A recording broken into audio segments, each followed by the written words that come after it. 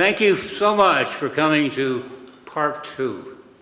Before we begin our presentation by Nina, I have a sad duty, but I think it should be done. If I can get my machine to work. Guys? Nothing. Oh, there it is. No. It's not backing up.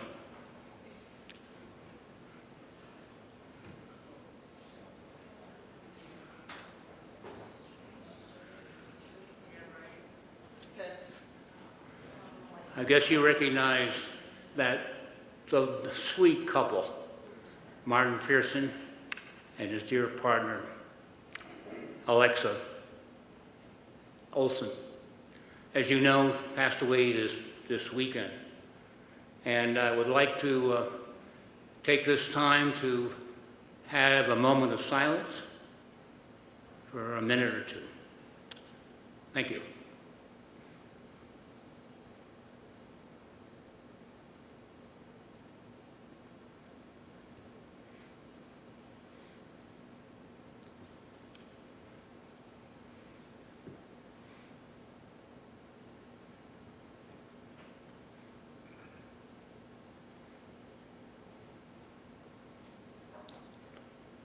I also want to add this, thanks to our good friend and our Fiesta webmaster, tells me that there's going to be I call it a celebration of life at the Fine Arts Center on Sunday at 3 o'clock. Is that still true, Chris? So, Sunday at 3 o'clock. So we'd love to have any and all of you to attend. I didn't know Alexa that much, except for coming in the shop, but I knew Martin. I knew him as a musician. I knew him as a man who really loved life, loved cycling, loved our community. And he was a drummer in a local band. And he was a great supporter of the Southwest Word Fiesta, and of course before that, the Festival of the Written Word. And no question, he'll be missed by our entire community. Now, I want to do an advertisement for the Southwest Word Fiesta. Our mission statement: to celebrate the written and spoken word, bringing together those who create with those who appreciate, with special emphasis on fostering community involvement. And I want to emphasize the next line: we have a brand new website that, thanks to our webmaster, Chris Uribe, it's one of a kind. I'll say it's bilingual to start off with, and we have so many features, including a bookshelf, articles from local authors, poetry, and the list goes on. So, when you get a chance, spend 30 minutes in looking over our website. It's not a monument anymore, it's going to be active, and we're still adding to it, I would say, at least every other week. So we're very excited. Our main event, the biannual event for Word Fiesta, is going to be the last week in October of 2023. And our theme will be, We Are All Connected. And I couldn't think of a better theme in these terrible times that we're all going through. Anyway, please check it out. There'll be more and more things happening. I mentioned October 2023. We're planning to do events between January and September, so stay tuned. Our next event, actually, we're going to have a hybrid presentation by Danielle, the museum director, on Membrace pottery. So stay tuned.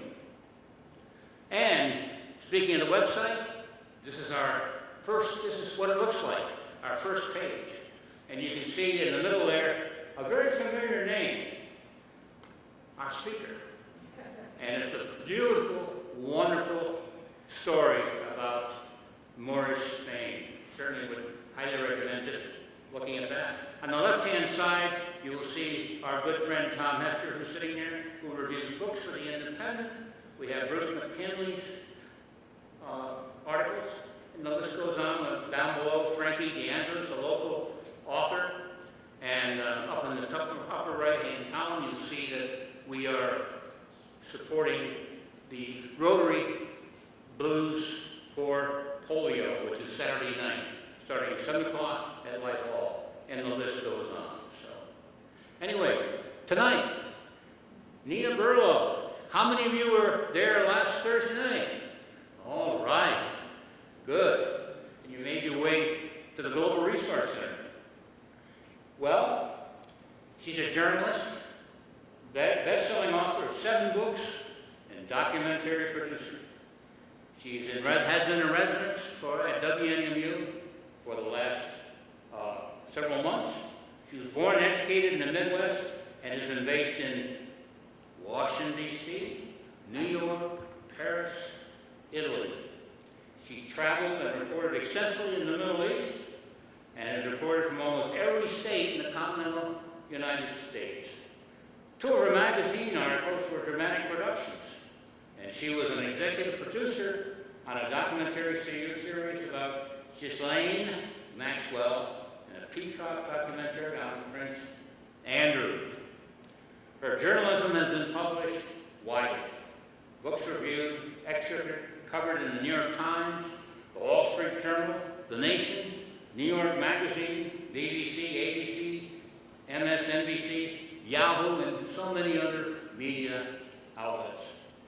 She's appeared on Good Morning America, Nightline, The Today Show, 48 Hours, MSNBC, CNN, C-SPAN, NPR, and a good number of podcasts. She's an adjunct professor at NYU's Arthur J. Carter Journalism Institute and Google Scholar. She says her work's been cited in hundreds of scholarly articles.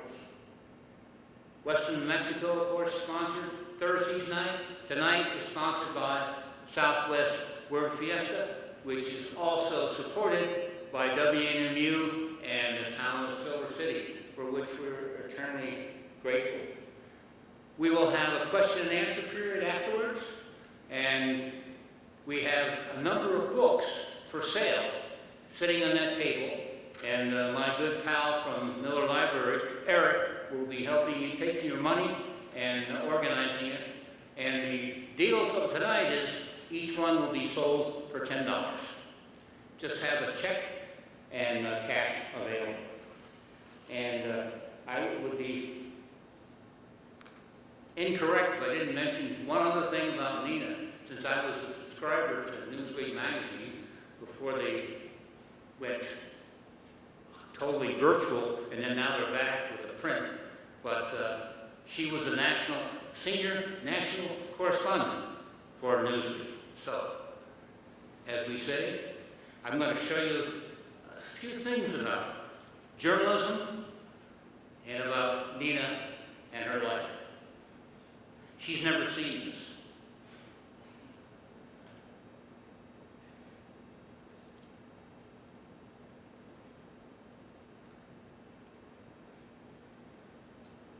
And as we're watching this, I want to tell you that one of the events we're going to have, I'm hoping we can put together 3 series on journalism next year. So stay tuned to that.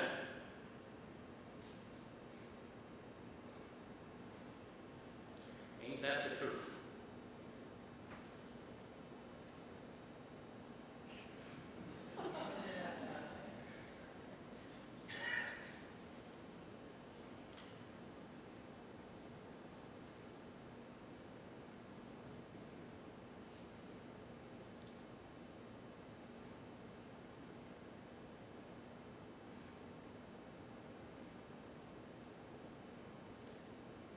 Bob Woodward, again.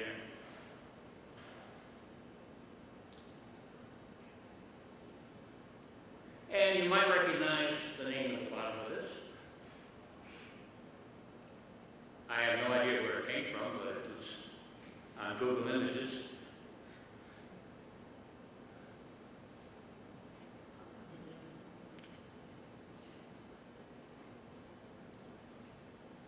Guess what? our speaker in a younger age, she might kill me after this presentation, but I love showing pictures. This is one of mine, having one of my favorites.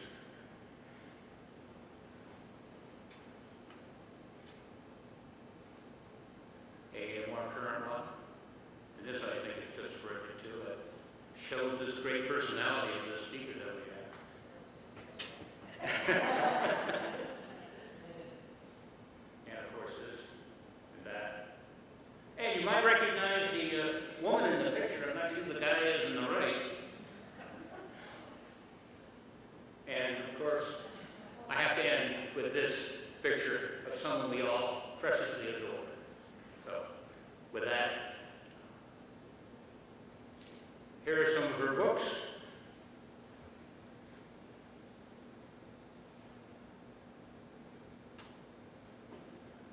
And the latest one, which we'll talk about tonight. And this was on somewhere in here, I'm not quite sure what she meant by it, but I think she's gotten in trouble a few times.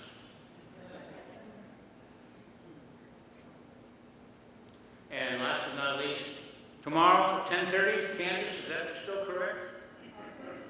Nina's second interview will be at 10:30 on KURU on Community Spotlight. And the books that are for sale are right here. And that's my story. I will turn it over to Nina.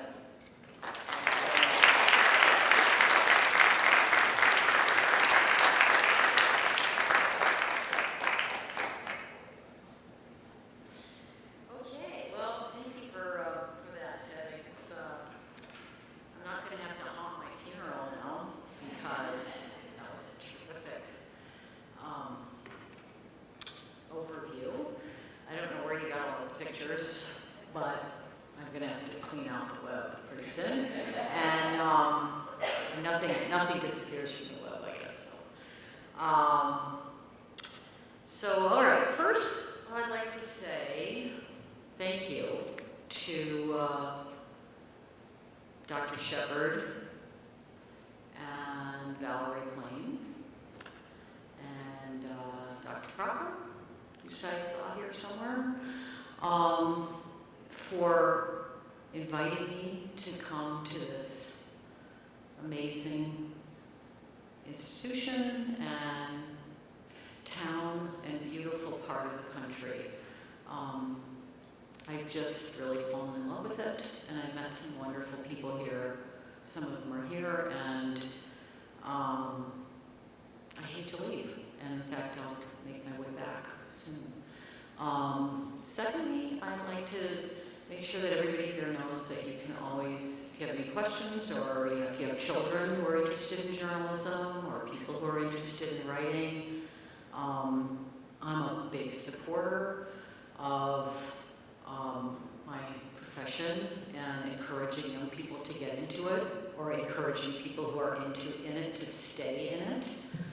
It's so important. So you can find me on the web. Obviously, you Google my name, you will find all sorts of weird stuff. And you can just email me if you want to have a kid who needs like some encouragement or anything. Please consider me a resource. Okay. What else was I going to say? Oh, and just an explanation about the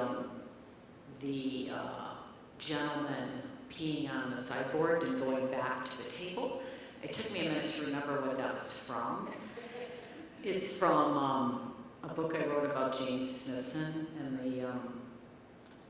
he's the founder of the Smithsonian, but it's a really interesting story. I won't tell it this tonight because it's kind of got a lot of serpentine terms and it would take a long time. But that little incident, that it's a picture of the Royal Society in like 18th century London. The Royal Society was where really early modern scientists were hanging out and talking about like, well, the Earth might not really be just 6,000 years old, and things like that. They were just starting to figure things out, and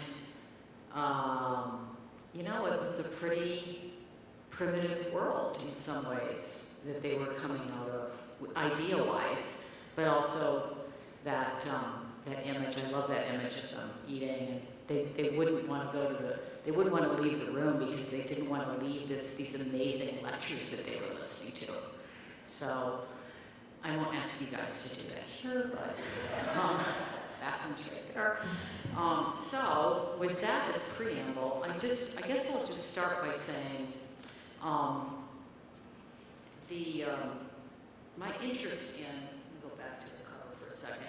My interest in science has kind of grown over the years, and the Smithson book really got me into it first.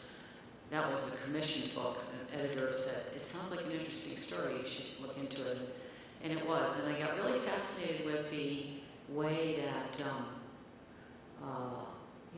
early modern science, these periods in human history where great discoveries are being made, and how they were being made, and the people who were making them, and how people were making discoveries that maybe they didn't even understand the importance of until many generations later. And I think about that all the time now when you read about like these astronauts, or actually people at NASA who are building these amazing machines that will explore Mars, or go off into, as we know, there's some out there beyond the solar system now, and just thinking about how their whole lives are being spent building these machines, and they'll never know what they discovered. So I have a lot of respect for, and kind of, I guess, a romantic idea about scientists too. Anyway, so that's as preamble to this. I have written off and on about science-related stories, I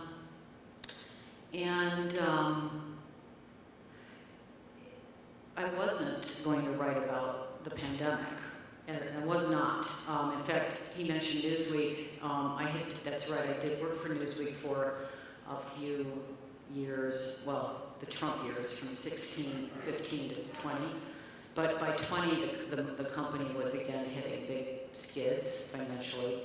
And the pandemic hit, they were laying off people or asking people to go take contracts. And I'd had enough of reading Trump tweets every morning and trying to suss out what was going to happen. So I was sick of it, and I was ready to just go out of the country. So I went to the country, and that's how I spent my pandemic early from March 2020 on. And I wasn't really doing a lot of work on, well, I was doing some work, but I wasn't doing political things. It was a big election year, as you know, so I was paying attention to it. And, of course, watching with horror what was going on in New York, especially in March 2020, because our neighborhood was Washington Heights, northern New York, northern Manhattan, had a lot of what they call frontline workers, and a lot of people died really fast in the north part of in Manhattan and the Bronx, and that was, horrifying. And everybody else in the country was watching it as well. It was very, very hard. And so, 2020, everybody watched what was going on. All of our jaws were dropping to the floor every day, even more, watching what was happening in Washington in relation to the pandemic, and the politicization that was happening and all that. So often, fall came around, and the publisher of this little press called 7 Stories Press called me up around Thanksgiving of 2020, and he said, "Hey, would you want to write me a short book on the race to the vaccine? And it needs to be done by March. And I only want it to be 50,000 words. And any writers here know that 50,000 words is not the length of a normal-sized book. It's kind of shorter, but it's still a lot of text while writing." And I thought, yeah, I would do that for you, because I am interested in what's going on with the vaccine, but you have to let me do 2 other things. And the first thing is I want to write a chapter about what was going on in Washington and how the pandemic was handled and mishandled. And the second thing that I have to do is write about the crazy conspiracy theories that are flourishing about the pandemic and COVID and the very beginning of the conspiracy theories about vaccinations. And he said, you know, we hashed it out over the phone in 2 hours. It was the easiest book deal I ever got. I just talked to him for 2 hours. We talked through the outline, and he said go, and I went. So the first thing I did was hire a microbiology PhD at Stanford who had some knowledge of genetic medicine because I needed somebody to talk to me. I know nothing about it. Genetic medicine is like a foreign language. It's like, you know, not something that any of us, I mean, maybe there are people here who have that ability, but I didn't understand it. So I had a kind of like DNA for dummies thing going on, and I would just, you know, confer with her all the time, and she was wonderful, and she's thanked in the book. And that's how I got started. So what was going on? You know, when we were first beginning the project, it was, well, January 6th happened. I guess I had already written I think I'd written a chapter at that point, but I was well into the research, and, you know, we were, you know, things were just spinning faster and faster into like crazier and crazier times. And so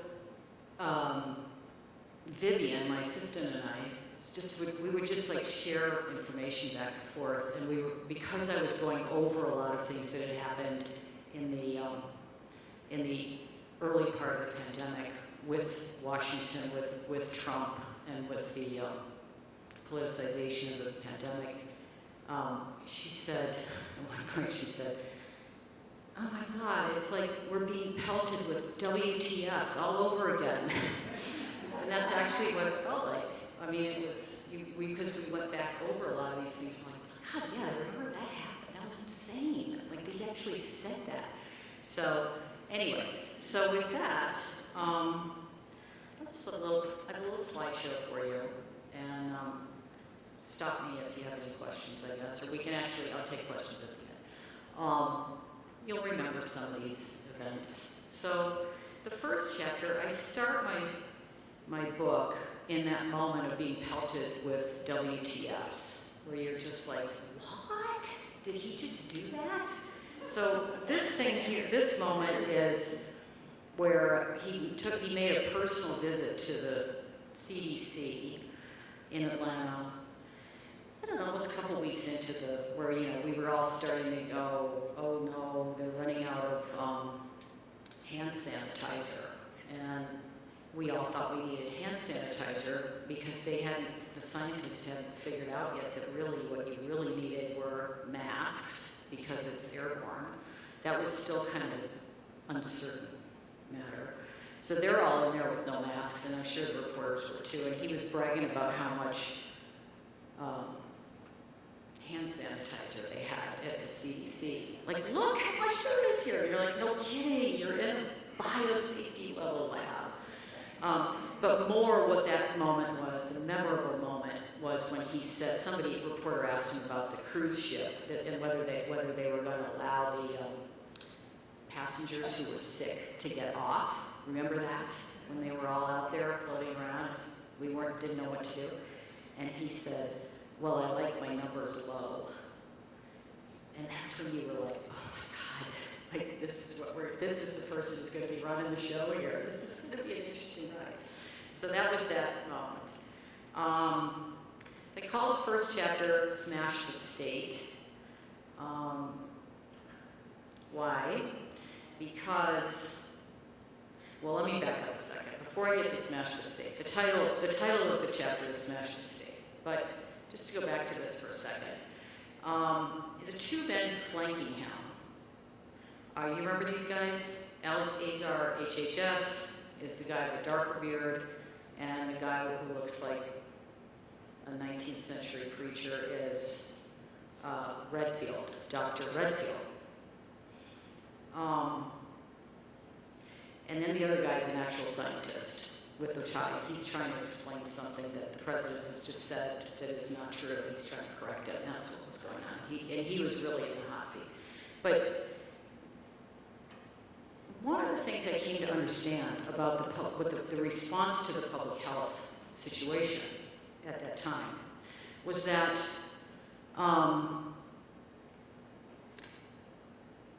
in politics, right? I mean, I came out of Chicago, and I understand how it's all about payback and making people who support you, promising them things, and then making sure that they get them so that they continue to support you, right? So what they had done was the evangelical Christians had gotten on board with Trump, and the payback for them in the administration was a lot of access to the executive office, but also they gave them the public health agencies. Why? Why would they do that? The reason they do it is because when Obama left, the HHS had a button on the website front page of the Federal Health and Human Services. And the button had to do with if you, I think, were like needing teen pregnancy, or you needed access to reproductive health or contraceptive or abortion, you could go to this button. Through the button, you could get to these, helpful people. The day they came in there, they replaced that button with another. Well, the button was still there, but they replaced what it led to a page where you could, if you were a pharmacist who just didn't want to sell morning after pills, or if you were a wedding cake baker and you didn't want to sell your wedding cake to a gay couple, you could press the button, and it was the religious liberty assistance. So that's what they used public health agencies for. Well, it makes sense, because public health, they could use public health agencies to monitor what they really cared about, which is policing people's moral behavior.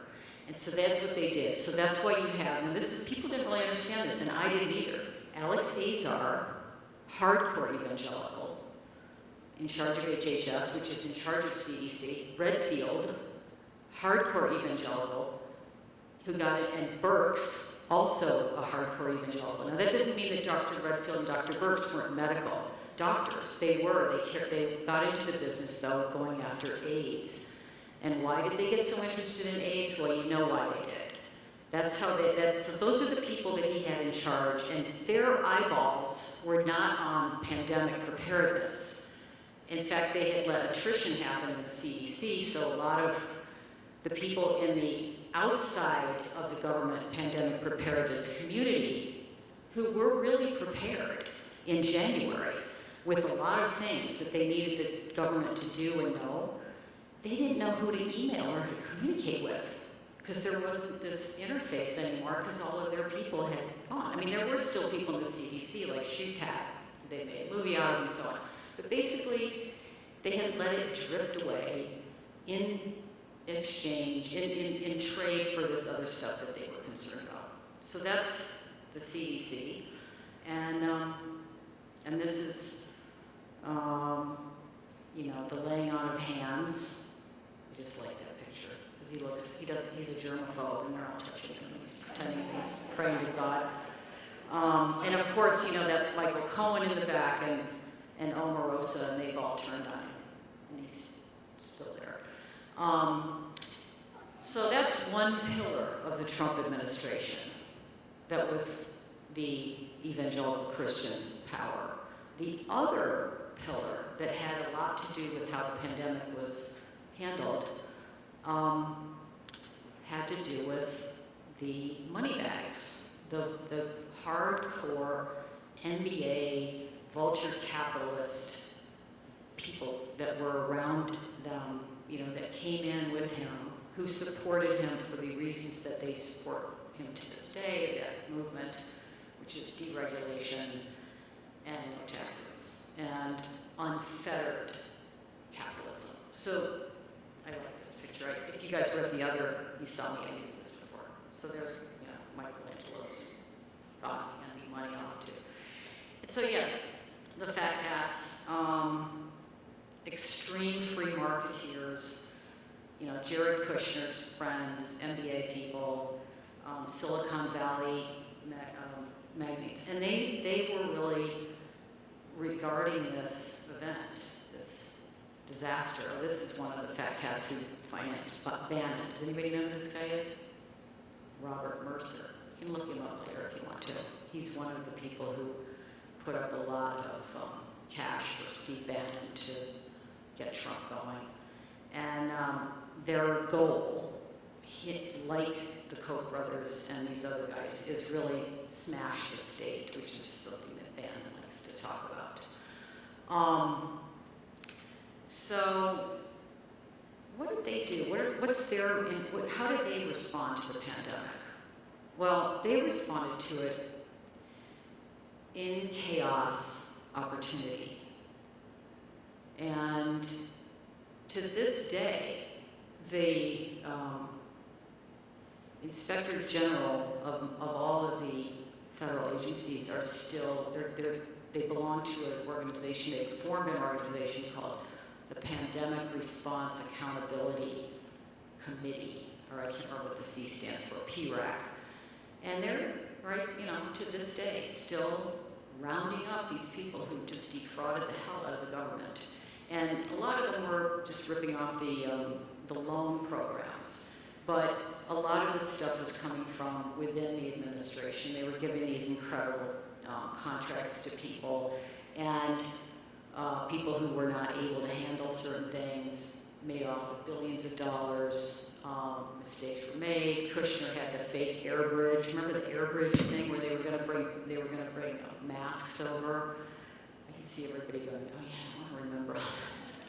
So I'm not going to go all the way down it, but you get the idea. So those two sides had come together, and then you know you had this kind of medieval thing going on where we're still talking about beheading Fauci, because Fauci became the, as you know, lightning rod for the whole thing. And we'll talk a little bit more about that. Just put a pin in Fauci moment. So that was the smash the state part of this.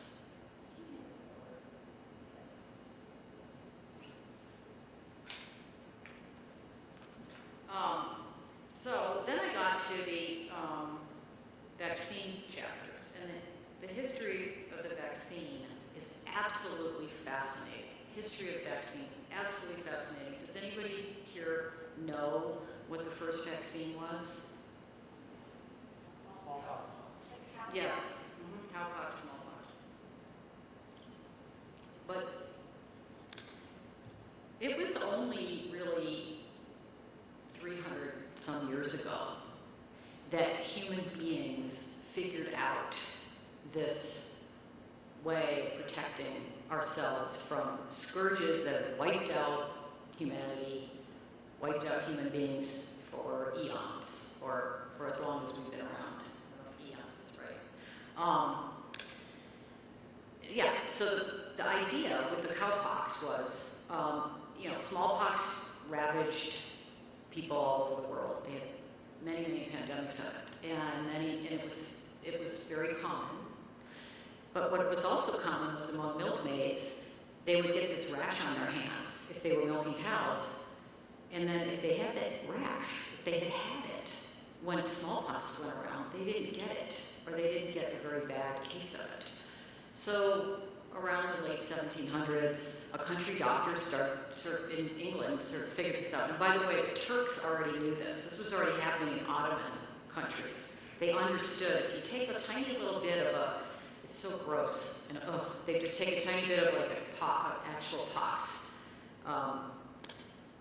you know, like a scab, and you scratch it into somebody's, you make a little hole. They would go with a needle. Old women would go around with it, and they would take a little piece of the actual smallpox scab and put it on. So they were actually, the Ottomans were using the smallpox as well, but they would put it into the cut, and like in 1 in 6, the person would actually die, like get it. But the other 5 would not get it because they had just this little bit of it, and it inspired their immunity. They didn't really understand why it worked, of course, but they understood that it worked. So they made this, this was the early, I can't remember the name of this cartoonist. He's also all over my Smithson book.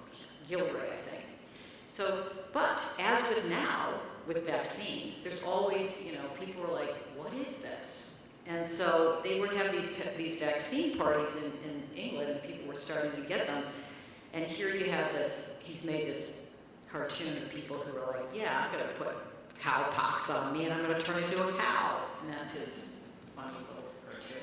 So the history of it is they, attenuate it, they weaken the germ, and then they give it to you. That's the history of vaccine, the concept of it, the platform of vaccines, all the way up until now. So hundreds of years, and then when they started making them, they didn't even know what was killing people. They didn't know why you would get sick. They thought maybe it was in the air or, but it wasn't. It was little tiny things that they only began to be able to see when a Dutchman started grinding lenses strong enough to make microscopes. And that was not that long ago. 300 years ago, they started making these, and then it's, by the 1800s, you have Louis Pasteur looking at, and before that, other scientists who aren't as famous, looking at, they're like, wait, everybody who has cholera has these little things in them. The story of how these bacteria were discovered is amazing.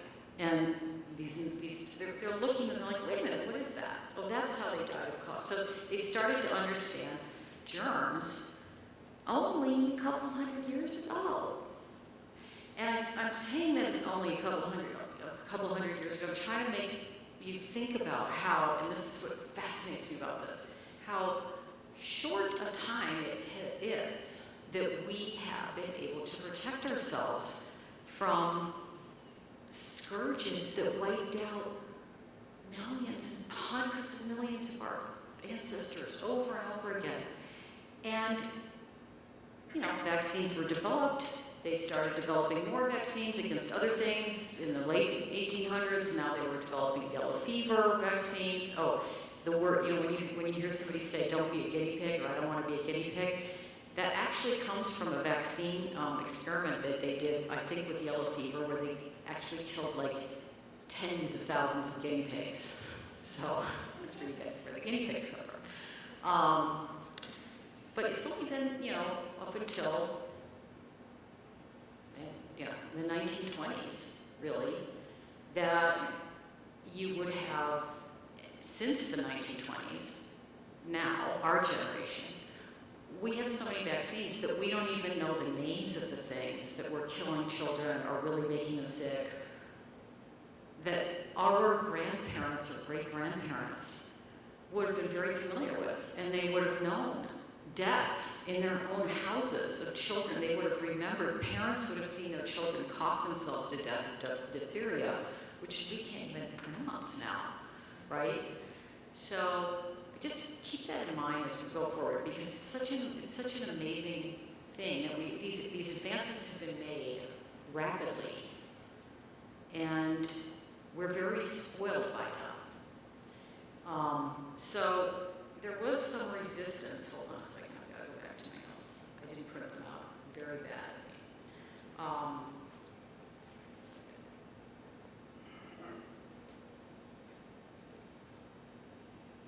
Should have gone over to the library earlier.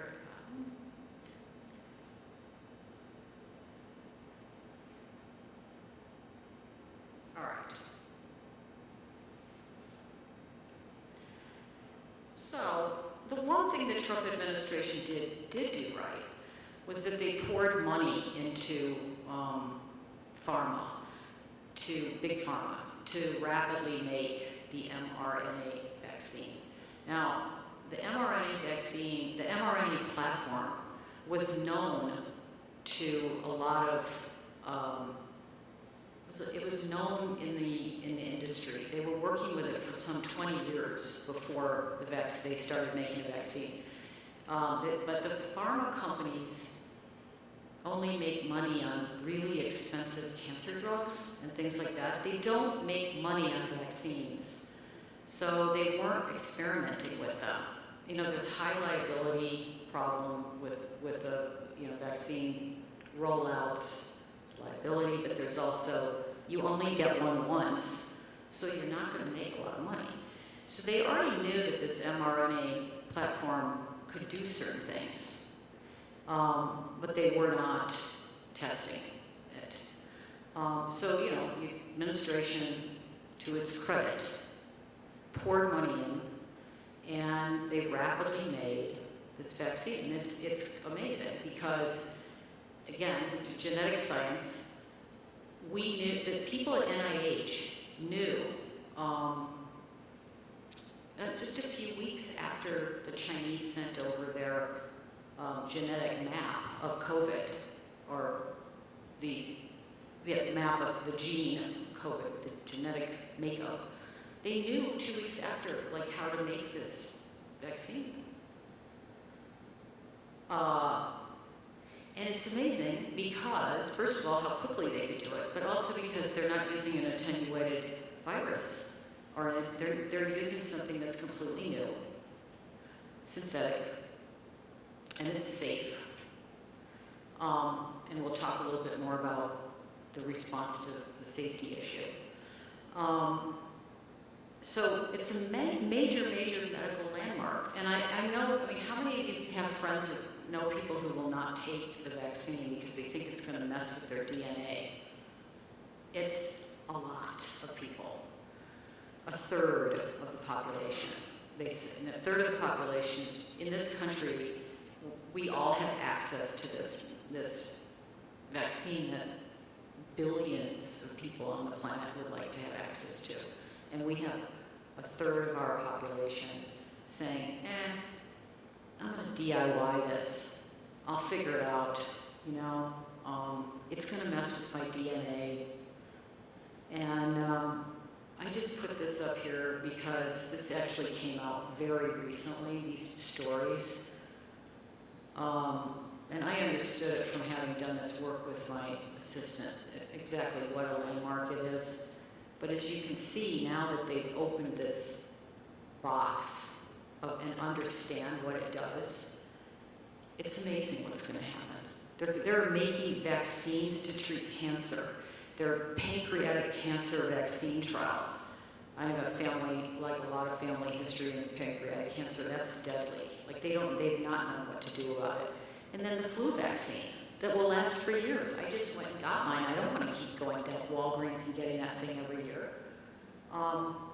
So I just hope that, when you go home and you all raise your hands, we keep these things in mind and try to share some of this information with people, because it's so important to appreciate what the science is here.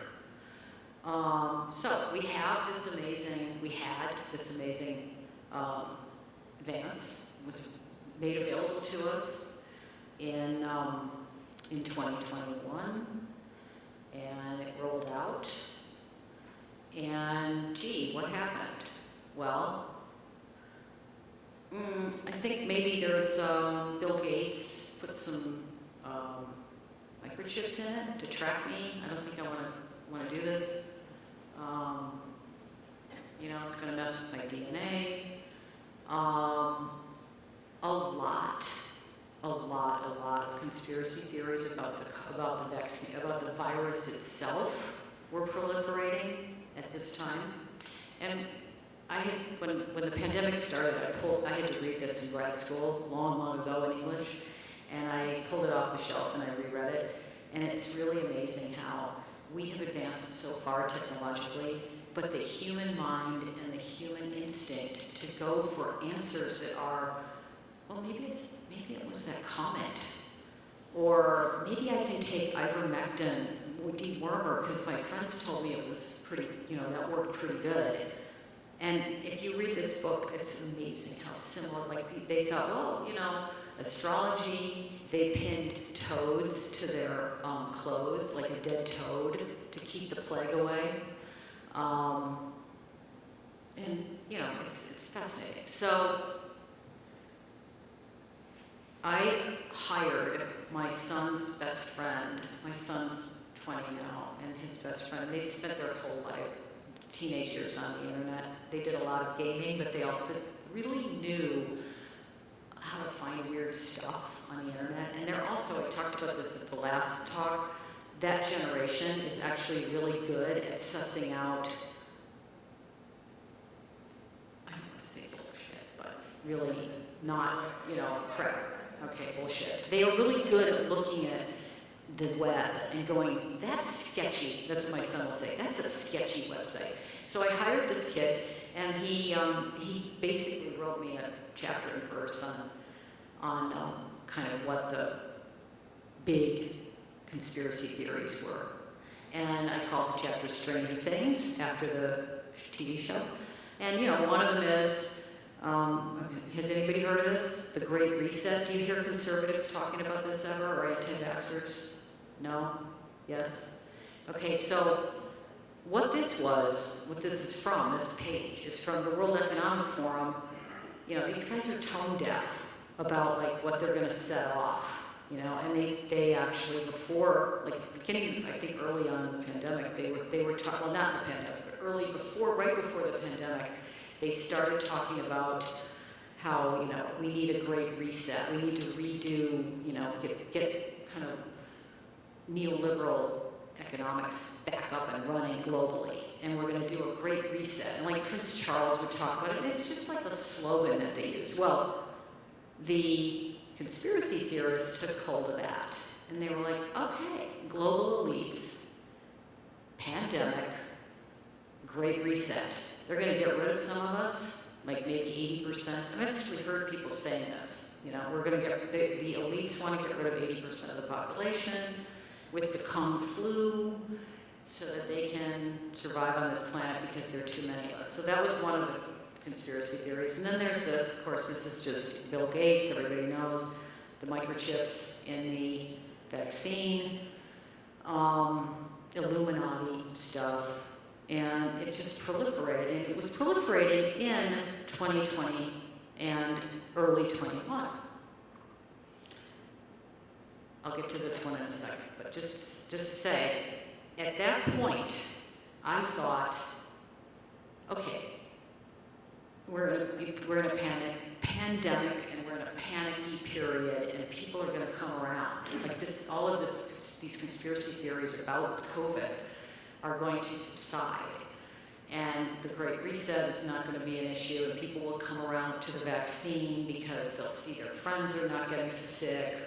I believed that when I published the first version of this book in 2021.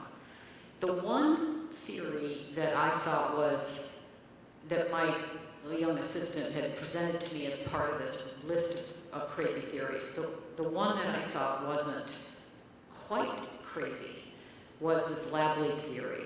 And I did end up talking to the head of the virology department at Stanford, who agreed that it's not a crazy idea, and that in fact it's quite possible that there was an accident, and they were doing these gain-of-function experiments. Does everybody know what gain-of-function experiments are? No? Okay, I learned a lot about chimeric. Does anybody know what a chimeric mouse is? I don't have any scientists in here. Chimeric mice are genetically altered to have human-like lung cells, and they grow them by the million. Labs are full of them because they use them to test things on. Is this going to work? Is this cancer thing going to work? Well, a lung tumor, how will it grow? So these little mice are sort of, they're used in labs, and sounds awful. But they are helping move medicine forward. But they are also doing these things called gain-of-function experiments, which is what they were probably doing at Wuhan, and they do them in the United States, where they find viruses that are not, that may evolve into something more dangerous, and they speed up the process. They make them more dangerous. They splice these proteins in their DNA, and they change them a little bit at a time, and they keep putting them on these chimeric mice lung cells to see if they'll become more virulent. And then when they figure it out, they put it in a test tube and they put it aside, and they supposedly do this so that they can make better vaccines. And this was going on in the United States. It was probably going on in China.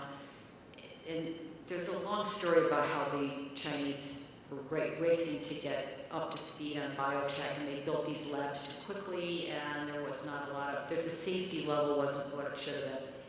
This is a new report that just came out last week. Catherine, if you want to know more about this, I don't want to go further into it. Catherine Eban is a terrific writer. She and ProPublica did this research into some new documents, and it's really moving towards, we're never going to know because the Chinese are never going to admit it, but it looks kind of like that's what's going on. So I put this in here because part of my book is also about the medication that was offered to people. That they built the vaccine, but then they also built, these cocktails. And at this time, what happened here, you remember this moment where the cocktail was available, but it was only the cocktail, this antiviral cocktail, that was saving people who were very much in danger of going down when they got sick. And if you'll remember, Trump got sick, and then he got the cocktail, which he didn't ever really talk about, but that's absolutely what they did give him. And then he came out and pulled the mask off in front of everybody and said, "Don't let it dominate you." Remember, because he still needed COVID to be not a big deal because it was affecting the economy, and that's really, in the end, why they were fighting the masking and the shutdowns and so on. And, he gets the cocktail, and meanwhile, these horrible images are coming out of New York, much earlier, but then by then in other parts of the country, hundreds of thousands and now 1 million people died. The cocktail was not available to those people who he was telling to dominate it. So, in conclusion, what are we to learn from this? Well, one of the things is how interesting it is that and then this happened in the Spanish flu too. People, when public health emergencies arise, some people start to regard any kind of rules as an affliction or as an assault on their liberty, right? And so we saw, we will not be muzzled, the whole mask thing, and what was so fascinating about this I had to get to it in the second edition of the book because it came on in the summer of 21. The Trump administration did that one thing right. They did get this vaccine made. The Biden administration then came in and made sure that it was available to everyone. They activated the U.S. government in a way that the Trump people were not. They activated it, they got it out there, it was available in early 21. By the summer of 21, everybody who wanted one was able to get one. And yet, what you had were this movement going, "Nah, I don't think so," and the Republicans refusing to, admit that COVID was really something bad. I mean, this was still, obviously she wasn't doing this by the summer of 21, but they were still kind of saying, and it might be not much worse than the flu. I mean, that's what the president said, and that's what they're saying on Fox News. And, like with the Pelosi thing that's going on right now, all you have to do, it's like dropping a drop of ink into a glass of water. All you have to do is start saying things like this, and especially have the president say it, but, get this out into social media, and you'll be in a room with people, and there's always going to be somebody back there going, "Yeah, but, I heard something different. I heard it was different, maybe it's not as bad as the flu. I know somebody who didn't die of it."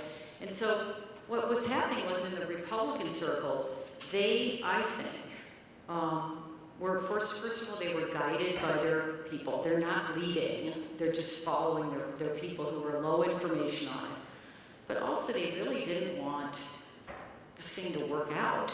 They wanted chaos. And so what happened was in 21, what had been a blue problem, blue COVID, blue states, blue, cities were dying, all of a sudden flipped to red COVID.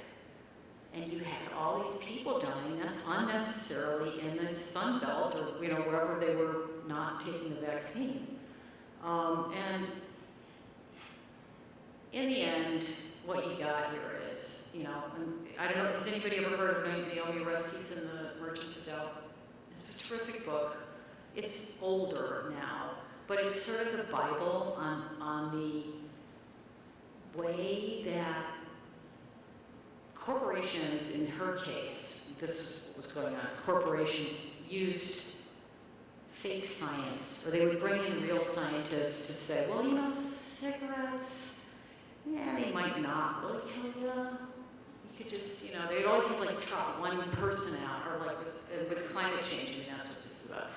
There's always a couple people that who have the chops. They have the Caltech degree, or they've been somewhere and they're just kind of ready to take the money. They're in retirement, and they'll trot them out, and they just put a little tincture of doubt into the conversation. And there are these people that will just pass it around. And it's for political purposes, and in this case, it was all about, with fossil fuels, it's all about money.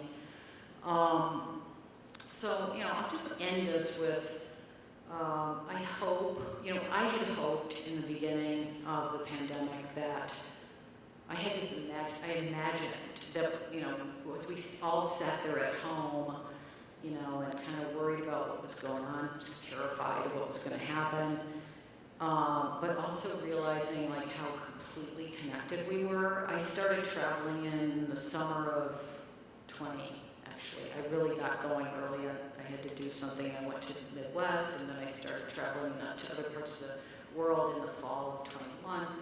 And it was amazing, because everywhere you went, I went to Asia, and I was in Europe, and I was in the Caribbean, and all over the country, every single person was wearing a mask then, in those times. I mean, not every single person. You could go to a gas station in Pennsylvania and not see it. But basically, everybody was wearing a mask.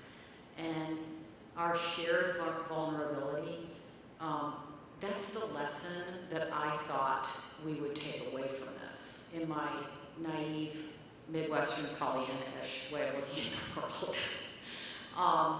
And I still think that's possible, but the deliberate sort of push to get disinformation, misinformation out there, and the ability of that information to be amplified so much by social media has left us in a kind of situation where we're not that much farther along emotionally, psychologically than we were as a species in Daniel Defoe's time. And I think that we need to keep front and center and always talk to our friends about this. The technology, the medical advances that have been made that are protecting us have absolutely spoiled us, and people need to understand that. And the statistics, things I learned about in 1920, what do you think the lifespan was for Americans? Anybody? 60. No. Closer, yes, 48. And now it's 76. And why is that? Well, medical, heart surgery, for sure. My mom wouldn't still be alive without heart surgery, cancer, but yes. And children. We are keeping our kids alive because of these vaccines. And so, but we don't know it. Nobody knows it. Nobody thinks about it. And they don't even know, well, I think I'll wait on, taking that vaccine. And that really, the message is to me from this, and it's too late for me to do it, I try, but is that science communication is probably the most important type of communication for journalists to get involved with, because it's so complex, because genetics, for example, is a foreign language. And, you know, they made a lot of mistakes explaining what was going on to the public. And from the masking issue to, well, vaccines are going to be the silver bullet. No, they weren't going to save you from ever getting sick. They were, you know, they didn't explain what these things were doing. And they also didn't explain, and I don't know if they ever can, is the fact that science relies on uncertainty. It is about that you can't do it without asking questions and then saying, well, we didn't know that, but now we know this, but let's test that against this to make sure we're right. Uncertainty is very hard for people to accept emotionally, and I mean, I'm not any better at accepting it than anyone else, but how to explain that to people when you're talking about these scientific, especially in a pandemic. Well, we don't know yet, but we are going to know, and we didn't know last week that you do need to wear a mask. People couldn't stand that, and if they used that as a wedge to go after Fauci and the outrage that he's had to retire after his last year's facing death threats. But anyway, on that note, I see that it's been an hour. Ask me anything. Yeah. Well, you touched on this, but I'm curious. Many years ago,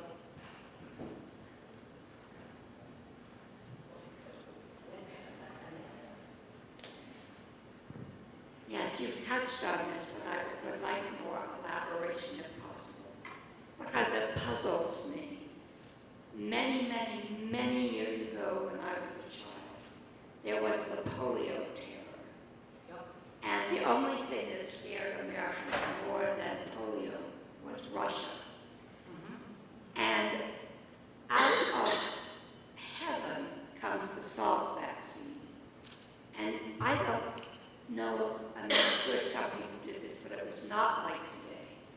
No one said, I don't trust the Salk vaccine. I'm not going to take the Salk vaccine. I'm not going to let my child have the Salk vaccine. Jonas Salk became one of the great heroes of American history, and everyone had the polio vaccine. So now, if we go back to the novel that you were talking about, does this make polio just a little bit in the middle of general chaos around medications for things? Or are we just so markedly different? I address that a lot about, there's a lot in the book about the polio vaccine because, yes, it was the first mass vaccination operation by the U.S. government, and there was a mistake.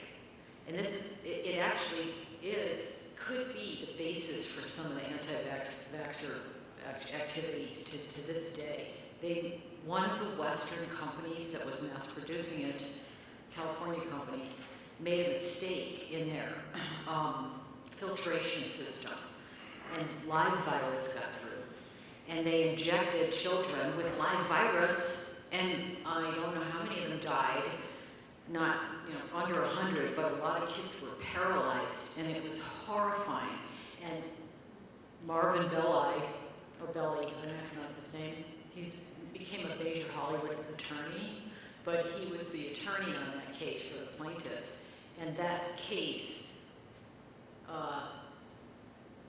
inaugurated a new era in product liability law in the United States. I mean, a completely new law related to it, and it's really put the onus on companies to know if they're responsible for a mistake like that. So, yeah, so the history of polio vaccine it's part of this story. None of these advances came without problems, ever. All of them, there was always some, early on, like the scientists would test things on themselves. And the story of these scientists working with germs, it's amazing. I mean, they would test it on themselves, or they test it, and they would make mistakes, and people would get sick. Also because they were they were dealing with deadly things, which now isn't the case. We really entered a new era in medicine. Anyone else? Yeah.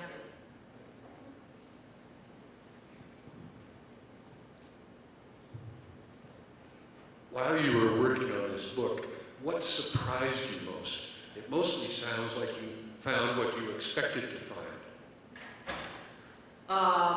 What surprised me most was the fact that the anti-vaccine movement and the conspiracy theories had a lifespan that lasted till now. And I just expected that it would dissipate. And that there wouldn't be, and the reasons for it are obviously that their leadership was failing, communication, but yeah, that's the biggest surprise. Yeah. The vaccine has been very effective for adults, but the vaccination is being recommended for people of all ages, including children. Do you have any thoughts on? And children are not very much affected by COVID. Yeah. But they're recommending vaccines for children. So your Yeah. comments on that? Yeah, I don't know what to say about that really. I don't know. I think they made a big mistake with school closings. And yeah, that was a public health policy decision that really caused a rift. And I think they're going to find that it was the wrong move to close the schools. But as far as vaccinating it, I really can't answer it. I'm not a medical person, and it wasn't something that I really focused hard on, and I don't know. Sorry. Anyone else?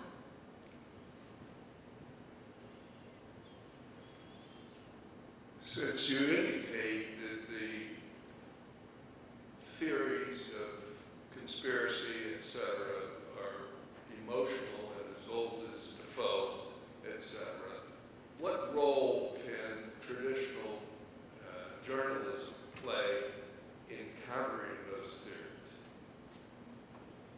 theories? In covering what? The conspiracies and the misinformation about such things? Correct. Yeah. Because the conspiracy is based more on the emotion, and traditional journalism is based more on facts. And emotion always trumps facts. Right, and I was listening to a podcast the other day called The Conspiracy Pod, which is really interesting if anybody listens to podcasts. It's absolutely terrific. And it's these three guys talking about the ways that New Age influencers and wellness influencers have kind of merged with fascists online, and they're coming together, and the thing that links them is this like, well, it might be true that Bill Gates or it might be true that it affects your DNA. And so there are different reasons why they're in thinking that way, but they come together. And one of them said, it takes a lot longer. It's a lot easier to sell bullshit, to make bullshit, than it is to correct it. It takes a lot longer to correct. It takes a lot longer to correct a lie in the media and online. So, what role do journalists play?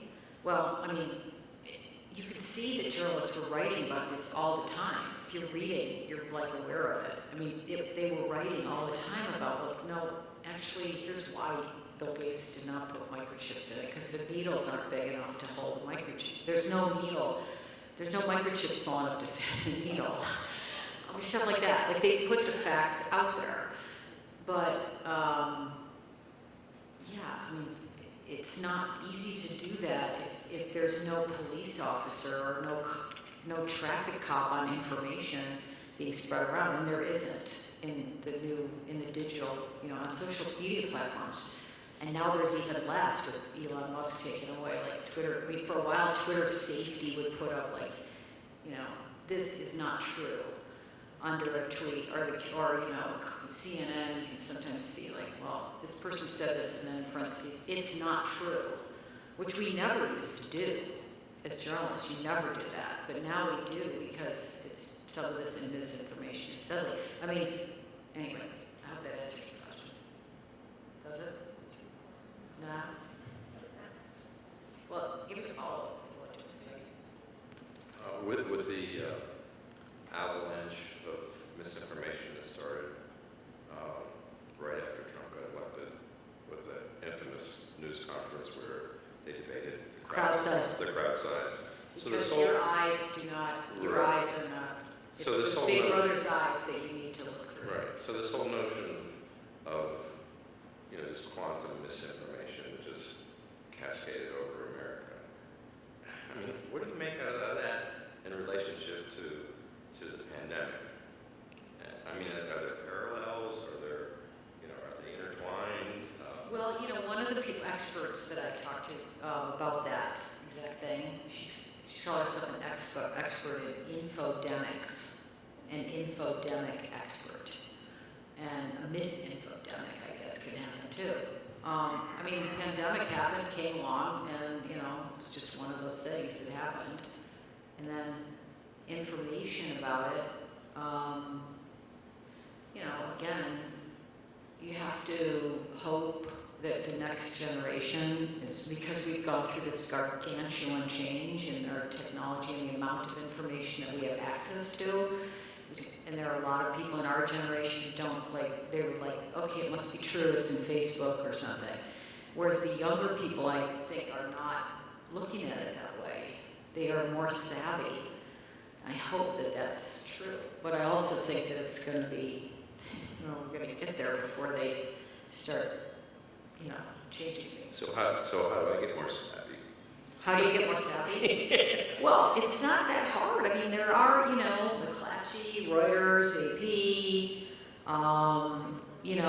there are great science journals. Now, I will add that there's an infodemic that was in the science world that erupted after the pandemic, because all the scientists in the world that could started writing papers and researching COVID-related stuff.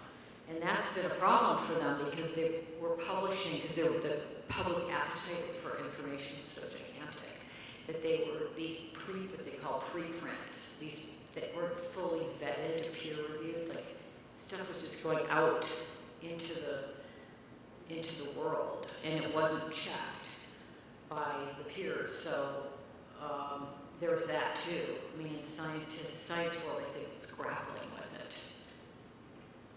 And in fact, in other areas of science, because of the proliferation of information. But yeah, there are, you just stick to a couple sources and go to them. Mm-hmm.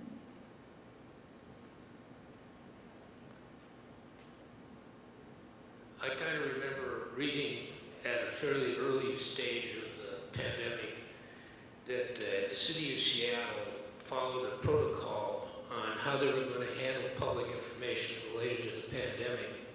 It was actually a protocol which was developed by the CDC on what to do in the case of a pandemic. And basically, it called for all of the elected officials to cooperate and to have one identified scientific person be the one person to deliver all the information. As a result of that, the rate of transmission and the overall consequence in Seattle was much smaller than it was in New York, where there were a lot of political actors who wanted to get their own light, their own star, And did it work? I never heard about this. Well, you see, this is one of the things which I've been interested in. In this state, we had a governor who was very proactive and who followed science. And at this particular point, it's not an issue in the campaign. I wish it were, and I'm kind of curious, does journalism have some responsibility at this point to go back and look at the places where the pandemic was effectively managed and why it was, as opposed to Texas? Yeah, I think there are journalists doing that, and writers, certainly. And the not just journalists, but like medical industry, I'm sure. Not the industry, but people researchers are looking at it. Absolutely. Now, whether that knowledge translates into handling it better next time around, I don't know. You know, because one of the phenomena of pandemics in general, if you're judging from the 2019 Spanish flu, is that people want to forget. They just turn away from it. They definitely did in the Spanish flu. Don't want to think about it anymore. I don't know that that'll be the case here because it was saturated our lives in a way that maybe that won't happen. Nina, what can you tell us about the widespread hesitancy regarding obtaining the bivalent booster? For those are very people who are vaccine weary and are hesitant about the bivalent one. Yeah. Well, I haven't gotten mine because I hear people getting sick from it. And I'm not saying that I won't, but I want to have a day off. All of the ones I took made me sick. I mean, 2 of them really sick. I took the Moderna 4 times. But I'll do it. I just got a flu shot. But that's just me. They are saying, the health authorities are saying it's a pretty good idea. I don't know if, out here, you've got a lot of wide open space and stuff, but when I go back to I gotta go to the airports, when I go back to New York, it's very prevalent. People are getting sick and I don't want to get sick. So yeah, I'll absolutely take it. We good? Oh, I thought you were going. Yeah, sorry, I don't, Candace, I don't know if I answered that. I don't know what to say to people who are, yes, everybody's, I thought about it too, like that. I got jabbed like 4 times, and that's pretty weird. Do I want to do it again? But, I trust the science.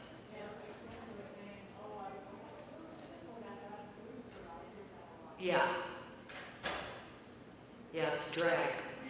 But I think getting it is even worse than drag, so. Anyone else?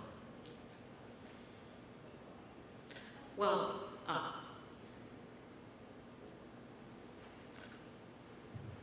I wanted to ask you, connecting your last talk to this talk, you had mentioned that you might get to the time of being able to say what you saw in rural Illinois and how that led to kind of where we are today, in your opinion. So I was curious to hear about that.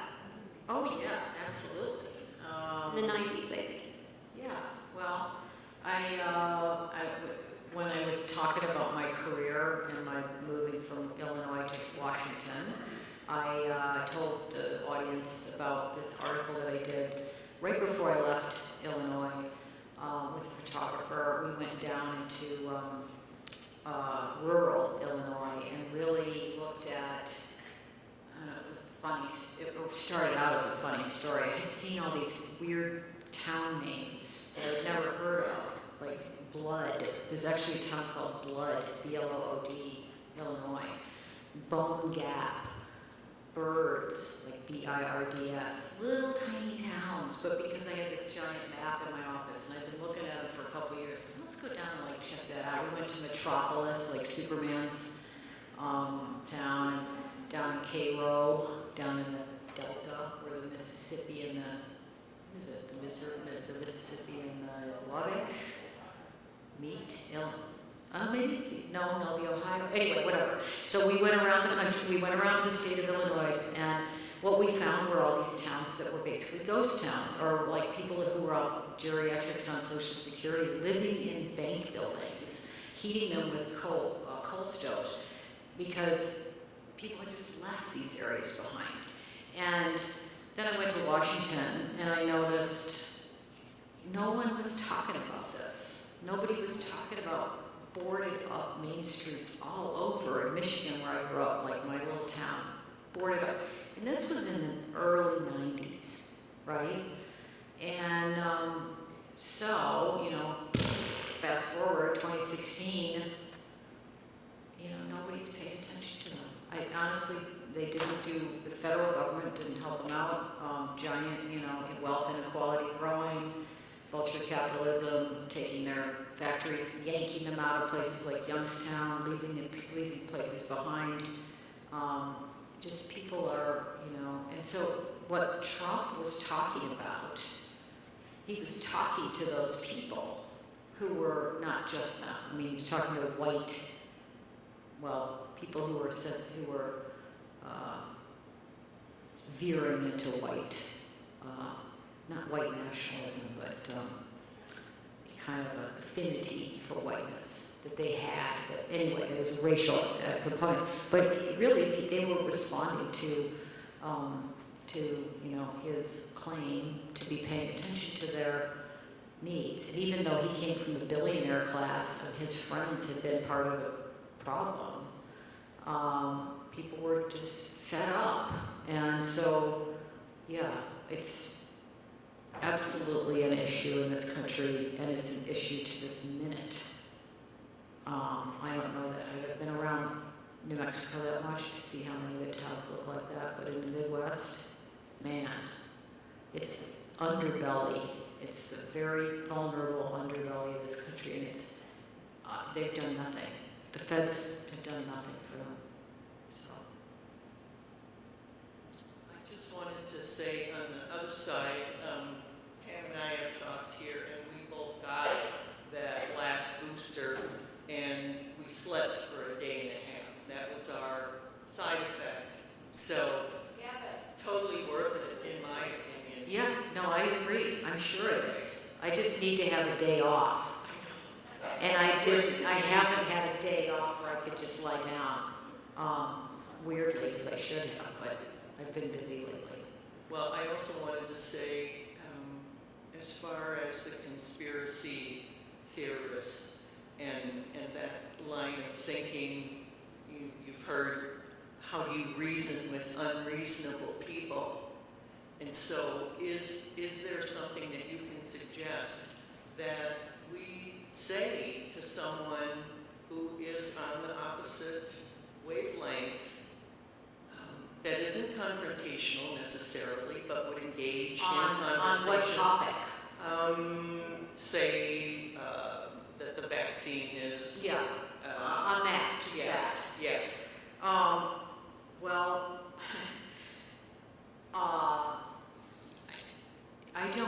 I have friends who I think it affects their DNA.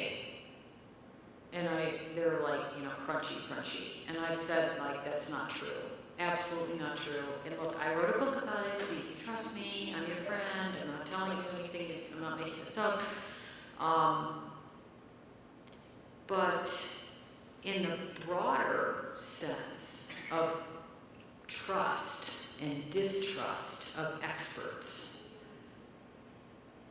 that is something that I think it's an underbelly, undertone of this whole thing, is that's where it's coming from. And I think that you can say things to those people. I had somebody last night at a dinner who was like that, who was like, kept saying, you know what, now you don't know, you can't believe anything, Marie. You can't believe anything in the media. And you just can't believe it. No, nothing's, nothing. And this is exactly what they wanted to have happen. Seriously, Steve Bannon flood the zone with shit so that everybody could go, well, maybe Pelosi's husband was with a gay lover. And they just put that in like a drop of ink in a cup of water. And now everybody in the country, there's someone in every bar who's going, and you could hear him over here going, yeah, I heard something else. And then you're like, really? And then you just that little doubt, right? So what I said to this guy was, because it pisses me off, he's saying that about journalists. He's saying, I don't believe anything, I can't believe anything I read anymore. And I'm like, yes, you can. I've been in this business for 40 years, and we fact check. And you need to figure out what you're reading is coming from which places to fact check. It's that simple. It's not hard to figure out which ones are being fact checked. And I said, there are journalists working their asses off for you. They're sitting out there reading documents at the SEC trying to track money down until their eyeballs fall out. You know, don't tell me that you can't believe anything you read anymore. You're sitting out here on a ranch and you're like, you know, maybe flicking through Facebook. No, you can't believe anything you read on Facebook. Here are your, you know, use your brains. New York Times, Wall Street Journal, AP, Reuters. You know, if you don't like CNN, okay, fine. CNN does fact check. And the thing that you want to tell them is, what's the single piece of evidence that you can look for to figure out whether you're reading facts or fake news? Anybody? What's the single thing that tells the difference between you're a fake news operation or you're actually doing your job? Yes. Did you ever see Fox News run a correction? Well, actually, they did try to correct that thing I put up. They did try to correct the COVID as a hoax thing because they were going to get sued, I think. And they're going to try to correct eventually the Dominion voting machines thing, because they're on the hook for billions of dollars. And they'll get, you know, it's going to take 20 years, but they're going to go down the road with that, and they're going to lose it. They did not run corrections. Does Facebook run a correction? Does, you know, OANN run a correction? Does American Greatness? I mean, all of these little influencer operations that start to look like newspapers. I mean, come on. Are you a dummy? Can you not figure it? Sorry. I mean, really? So this guy sitting there telling me, oh, you can't believe anything you read. And it's like, no, actually you can. Just get with the program here. So that's how I would answer any of that stuff. If somebody's saying, oh, I don't believe in a vaccine, I don't believe, they're like, go to the sources that are trustworthy. And you know what? There still are trustworthy sources. And that's the whole thing. They no longer trust anything because they've been fed on what he just said about the day that that Trump said his crowd size was bigger than Obama's. And you're like, I'm sorry, my eyes just start looking at that. That's a bigger picture than that. That's a bigger crowd than that. Plus, I was physically there, and I know, but let's say they were just looking at pictures. But what do they say to that? I know that they're going to say this. Well, they're manipulated. It's all fake. It's all fake. Who cares? Can I follow up with kind of a little devil's advocate there that I think what's a little confusing to the public over the last maybe 20 years is the rise of like constant pundits within the news organizations. So I think a lot of people associate a talk, I said this at the beginning, like a talking head and a really strong voice, you know, psychologically. If you just speak louder and with a lot of confidence, most people will believe you. Right. It doesn't matter the facts. It's like Right. how you convey it. Right. So they see that. There's tons of these paid, famous crowd-drawing folks, both at MSNBC and at Fox. And, they're all these folks that have made a name for themselves as pundits. And so I think a lot of American public associates that with the news, and they're like, but see, it's all biased. It's entertainment. Right. And yes, those people are biased. And entertainment, MSNBC is entertainment. And that's not, you're watching it because you're settling yourself off. I hate TV. I don't watch it. I don't watch that stuff in the news. I only turn it on if there's something that I need to see, like a speech. I just don't watch it anymore. But my students can't tell the difference. My students can't tell, a lot of people I know really can't tell if it's broadcast, how to fact check, do they fact check, do they not? They just think they're all politically. And also that's, there is a problem with broadcast. But you have to read, I guess. I have to think about that for a minute, though, because you're right. If you're raised up on watching either MSNBC or Fox, and you think that's like Walter Cronkite, what we used to think of, then you're lost. Yeah, I just hate TV. I really wanted to write a whole article on how TV got Trump elected right after it, and I couldn't, because I had to do too much other stuff, because craziness was happening every minute. And we had to do other things. But yeah, looking back, that would be, they're the culprit. I mean, I'm a print person, so that's, you would expect me to say that, right? Read. Anyone else? All right, well, thank you for coming out.